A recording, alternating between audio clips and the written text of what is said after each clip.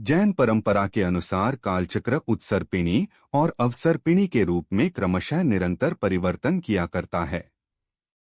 दोनों कालों को एक कल्पकाल कहते हैं, जो 20 कोड़ाकोड़ी सागर का होता है। इसमें अवसर्पिणी काल 10 कोड़ाकोड़ी सागर का तथा उत्सर्पिणी काल 10 कोड़ाकोड़ी सागर का है। अवसर्पिणी काल ह्रास तथा उत्सर्पिणी वृद्धि का काल है।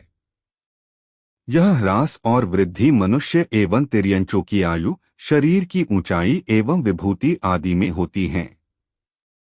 यह ह्रास वृद्धि पांचों भरत और पांचों ऐरावत के आर्यखंड में होती है। भोग भूमि का स्वरूप। भरत एवं ऐरावत क्षेत्रों में अवसर्पिणी के प्रथम 3 कालों में भोग भूमि रहती है।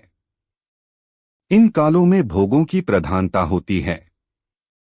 यहाँ सभी बाह्य सामग्रियां विविध प्रकार के कल्पवृक्षों से प्राप्त होती हैं।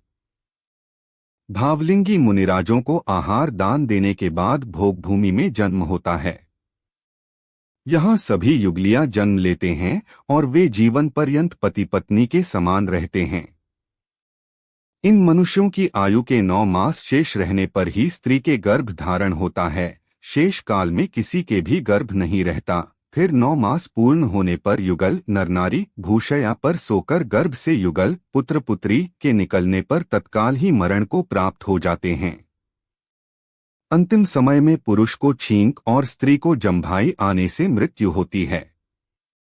विशेष आदि पुराण एवं तत्वार्थ श्लोक वार्तिक के अनुसार आयु के अंत में पुरुष को जम्हाई और स्त्री को छींक आने से मृत्यु होती है।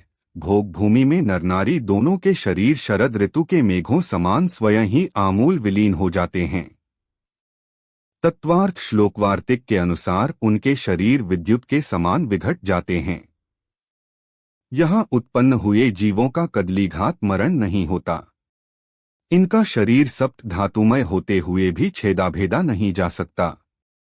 इनके शरीर से मूत्र तथा विष्ठा भी नहीं होती, पसीना भी नहीं आता, शरीर में रोग नहीं होते, कोई किसी का शत्रु नहीं होता, सिंह और हाथी भी साथ रहते हैं।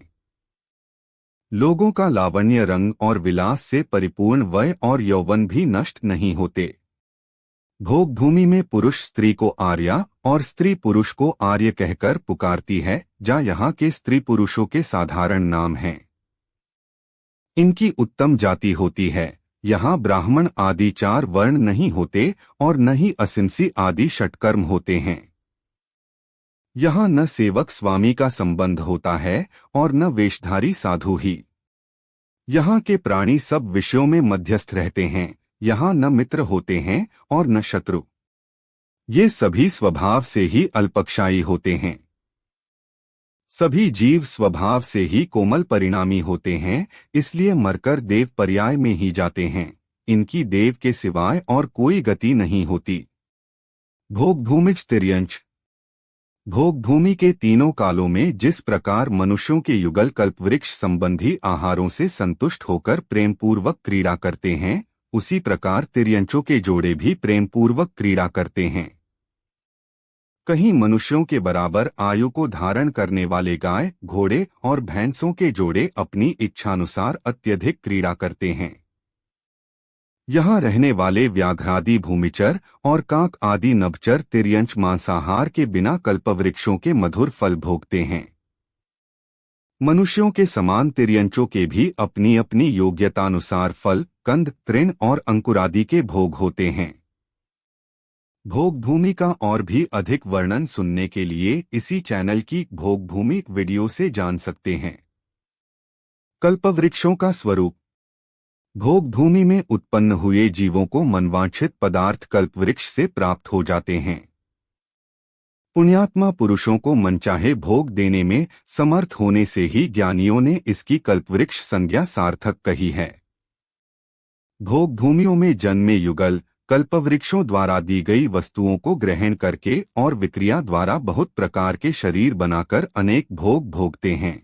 इनके भोगों की बाहुल्यता बताते हुए आचार्य यतिवृषभदेव लिखते हैं, ये युगलियां जीव चक्रवर्ती के भोगलाभ की अपेक्षा अनंत गुणे भोग भोगते हैं। चक्रवर्ती तो कर्मभूमि में होते हैं, उन्हें विशेष कर्म करना पड़ता है, जबकि भोग भूमियां जीवों को सर्व सुविधाएं कल्पवृक्षों से प्राप्त होती हैं। उन्हें मनवांछित समस्त भोग सामग्री प्राप्त होती है। पंचेंद्रिय भोगों की अति सुलभता भी उन्हें तृप्ति प्रदान नहीं करती। कहने का तात्पर्य यह है कि भोगों की बाहुल्यता इस जीव को सुखी करने में समर्थ नहीं है। जीवन पर्यंत भोगी जाने वाली ये समस्त भोग सामग्रियां उनको 10 प्रकार के कल्पवृक्षों से प्राप्त होती हैं। उनके नाम निम्नानुसार हैं: तूर्यांग, वाद्यांग, पानांग, मद्यांग, भूषणांग, वस्त्रांग, भोजनांग, आहारंग, आल्यांग, गृहांग, दीपांग, भाजनांग, पात्रांग, मालांग, पुष्पांग, तेजांग, ज्योतिरांग। ये कल्प वृक्ष वनस्पति रूप नहीं होते, ये पृथ्वी रूप होते हुए भी जीवों को उनके पुण्य का फल प्रदान करने में समर्थ होते हैं। इनके माध्यम से भोग भूमि के जीव निरंतर इंद्रियजनित उत्तम सुखों को भोगते हैं और अत्यंत संतोषपूर्वक अपना जीवनयापन करते हैं, किंतु तृप्त नहीं होते। भरत एवं ऐरावत क्षेत्रों में अवसर्पिणी के प्रथम, द्वितीय एवं तृतीय काल में जीवों को प्राप्त सभी अनुकूलताएं इन कल्पवृक्षों के द्वारा ही प्राप्त होती हैं।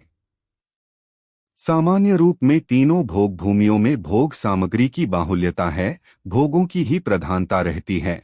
फिर भी तीनों के स्वरूप एवं परिस्थितियों में होने वाले परिवर्तन को हम पृथक पृथक देखते हैं।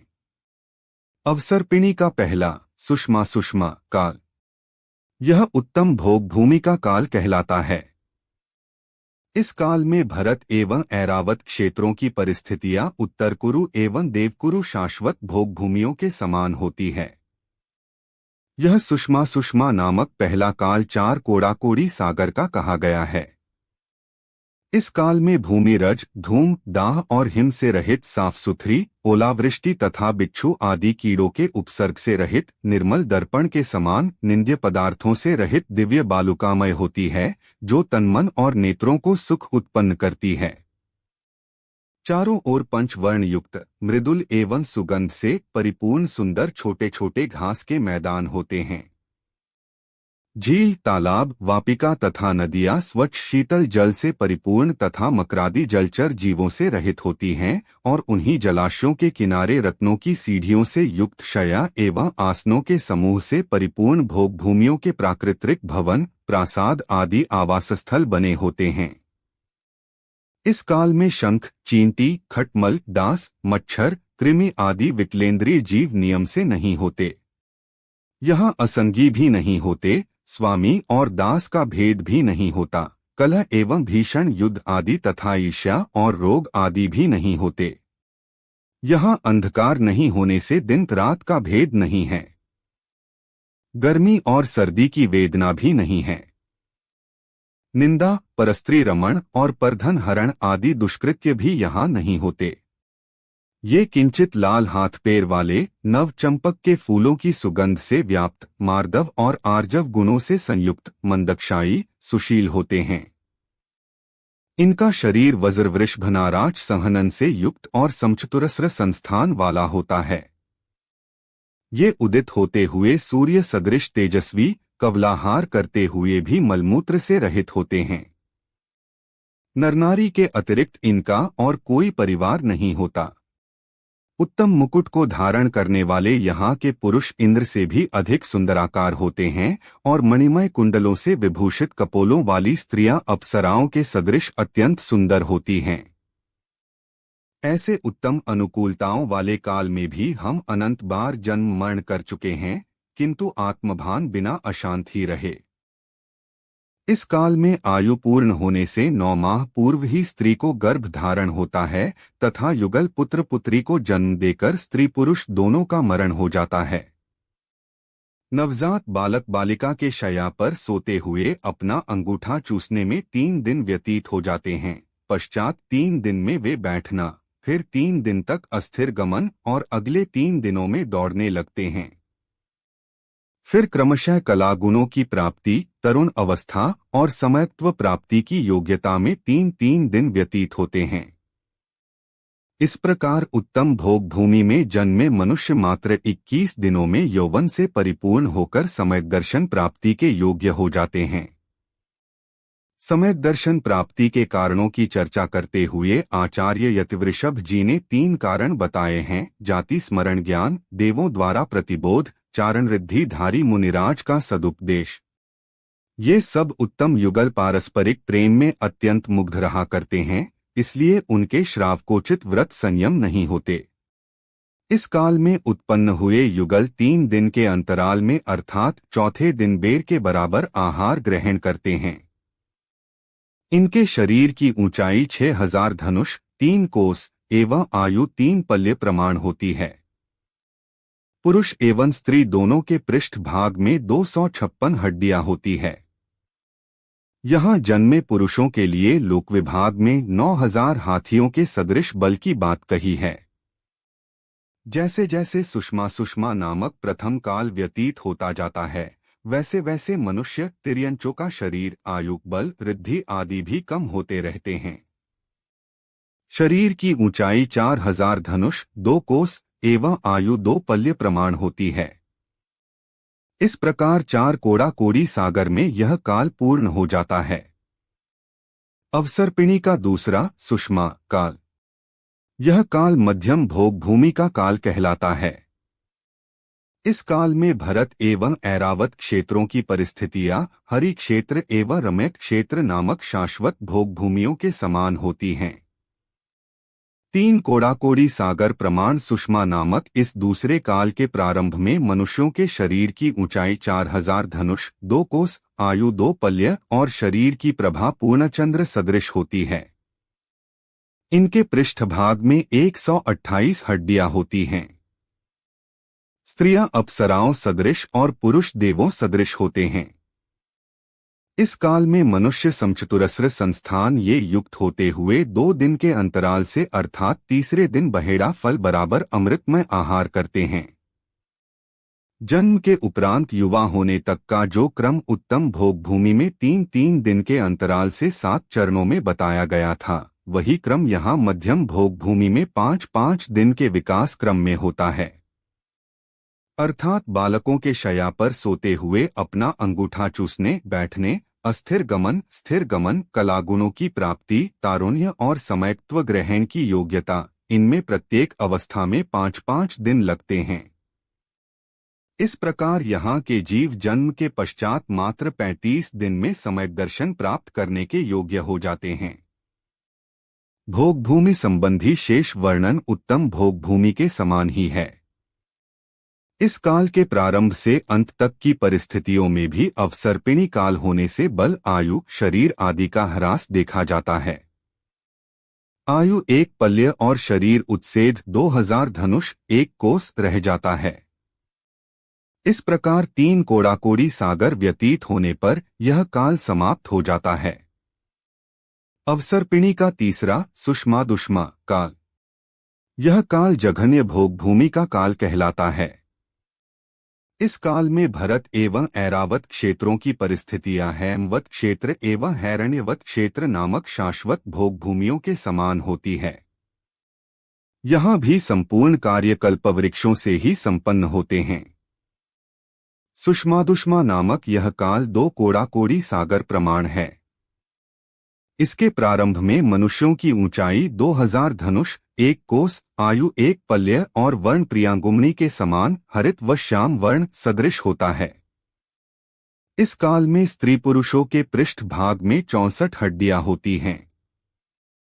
यहाँ के मनुष्य 1 दिन के अंतराल से अर्थात दूसरे दिन आवले बराबर अमृतमय आहार का ग्रहण करते हैं। इस काल में जन्मे युगल का शैया पर अंगूठा चूसने में 7 दिन का काल व्यतीत हो जाता है। शेष परिस्थितियां बैठना, अस्थिर गमन, स्थिर गमन, कला गुणों की प्राप्ति, तारुण्य और समयत्व ग्रहण की योग्यता, इन सब अवस्थाओं में भी क्रमशः 7-7 दिन लगते हैं। इस प्रकार इस काल में उत्पन्न हुए जीवों में मात्र 49 दिन में सम्यक दर्शन प्राप्त करने की योग्यता हो जाती है। यहाँ सभी जीवों को अपने पुण्य प्रमाण कल्पवृक्षों से अनुकूलताओं की प्राप्ति होने के कारण कोई चोर नहीं होता। यहाँ किसी की किसी से दुश्मनी नहीं होती। यहाँ शीत, आताप, प्रचंड वायु एवं वर्षा नहीं होती, इसलिए प्राकृतिक वातावरण मनोरम रहता है। यहाँ के जीवों की सुषमा दुष्मा काल के अंत में आयु 1 कोटि पूर्व और शरीर का उत्सेद 500 धनुष रह जाता है। कुलकर व्यवस्था। भोग भूमि के अंतिम चरण में भरत एवं ऐरावत क्षेत्रों के आर्य खंडों की भूमि पर अत्यंत युगांतरकारी प्राकृतिक एवं जैविक परिवर्तन होते हैं। इन परिवर्तनों से अनभिज्ञ एवं भयभीत मानव जाति को इन परिवर्तनों के अनुकूल सामंजित होने का उपदेश देने वाले कुछ महापुरुषों को कुलकर कहते हैं। हिंदू पुराणों में इनके लिए मनु शब्द का प्रयोग मिलता है। इनका जन्म तृतीय काल के अंत में जब पल्य का 8वां भाग प्रमाण काल शेष रहने पर होता है। 14 कुलकरों के नाम त्रिलोकसार के अनुसार इस प्रकार हैं: प्रतिश्रुति, सन्मति, क्षेमंकर, क्षेमंधर, सीमंकर, सीमंधर, विमलवाहन, चक्षुष्मान, यशस्वी, अभिचंद्र, चंद्राभ, मरुदेव, प्रसेंजित, नाभिराय। लोक विभाग एवं आदिपुराण में नाभिराय के पुत्र ऋषभदेव को 15वें एवं उनके पुत्र भरत को 16वें कुलकर के रूप में स्वीकार किया है। इन सभी कुलकरों के लिए आदिपुराण में मनु शब्द का प्रयोग भी किया गया है। ये सभी कुलकर पूर्वभव में विदेह क्षेत्रों में उच्चकुलीन महापुरुष थे। वहां पर सम्यक दर्शन प्राप्त करने के पहले ही भोग भूमि की आयु बांधकर तीसरे काल में भरत क्षेत्र में उत्पन्न हुए। इन 14 कुलकरों में से कितने ही कुलकरों को जातिस्मरण था और कितने ही अवधिज्ञान के धारक थे। अपने विशिष्ट ज्ञान की सामर्थ्य से प्रजा की विभिन्न समस्याओं का समाधान किया करते थे। भोग भूमि में सदैव कल्पवृक्षों का प्रकाश रहता था, अतः सूर्य चंद्रादि विमान दिखाई नहीं देते थे। अब कल्पवृक्ष समाप्त हो जाने से वे सूर्य चंद्रादि दिखाई देने लगे। उन्हें देखकर लोगों को भयंकर भय उत्पन्न हुआ। भोग भूमि में पुत्र पुत्री का जन्म होते ही माता पिता का मरण हो जाता था। वे लोग बच्चों का मुख नहीं देख पाते थे। अब बच्चों का मुख देखकर डरने लगे। इस प्रकार की अनेक समस्याएं भोग भूमि के समापन के समय उत्पन्न होने लगती है, जिनका समुचित समाधान कुलकरों के माध्यम से किया जाता है। कुलकरों के समय सजा का रूप। उस समय अपराधी को यदि इतना कह दिया जाता था कि हाँ अर्थात ये क्या किया, बस इतना शब्द मात्र अपराधी के लिए सजा का कार्य करता था। इससे बड़ी सजा के रूप में मकार दंड व्यवस्था प्रचलित हुई, जिसमें अपराधी को हाँ के अतिरिक्त मां कहा जाता था, अर्थात अब मत करना। सबसे बड़ी सजा धिक अर्थात धिक्कार थी। इस प्रकार कुलकरों के समय हकार, मकार और धिक्कार, हामाधिक, ये 3 नीतियां दंड के रूप में प्रचलित हुई। ज्यों-ज्यों काल व्यतीत होता चला गया, त्यों-त्यों मानव के अंतर्मानस में परिवर्तन होता गया और अधिकाधिक कठोर दंड की व्यवस्था की गई। कुल परंपरा से हुए 14 कुलकरों के सामने उपस्थित विविध प्रकार की समस्याओं बटा परिस्थितियों और उनके उपदेश द्वारा दिए गए विशिष्ट समाधान को इसी चैनल की कुलकर वीडियो से सुन सकते हैं।